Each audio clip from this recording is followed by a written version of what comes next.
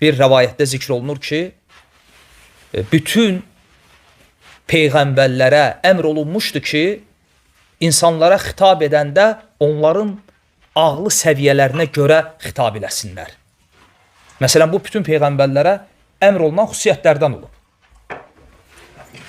Və ya Peyğəmbər sallallahu aleyhi və səlləm buyurur ki, biz peyğəmbərlər zümrəsinə 3 şey əmr olunub.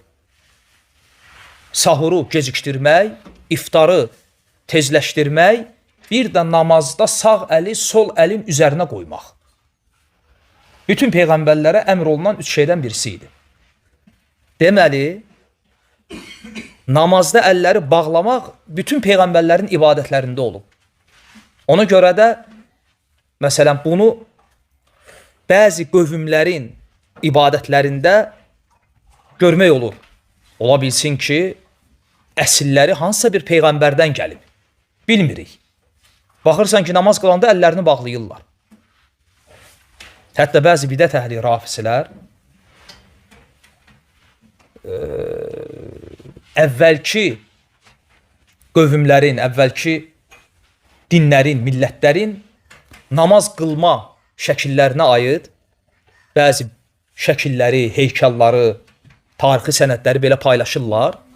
Deyirlər ki, baxın, Yahudilər əli bağlı namaz qılıb. Doğrudan da şəkil gətirirlər. Ya arxeoloji qazıntılar nəticəsində ortaya çıxan bir heykal. Heykala baxırsan, adam ibadətdədir, əllərini bağlayıb. Xristiyanlıqda da baxırsan belədir. Məcusilikdə baxırsan belədir. Və bunu necə şübhə kimi gətirirlər? Deməli, siz əhl-i sünnə bu namazın bu formasını həmin dinlərdən götürmüsünüz. Yox, cavab nədir? Cavab budur. Cavab budur ki, bütün peyğəmbərlər namaz qılanda əli bağlı qılıblar. Həmin o namazın şəkli, forması da bu cür qalıb. Bu əksinə bunun dəllidir. Və məsələn, ya sahabələrdən, ya tabinlərdən birisi olur.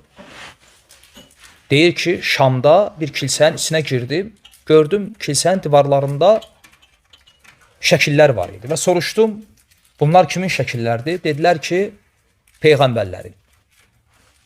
Və baxdım, həmin şəkildə olanlar namazda idilər, oturmuşdular və hamısı şəhadət barmağını qaldırmışdı.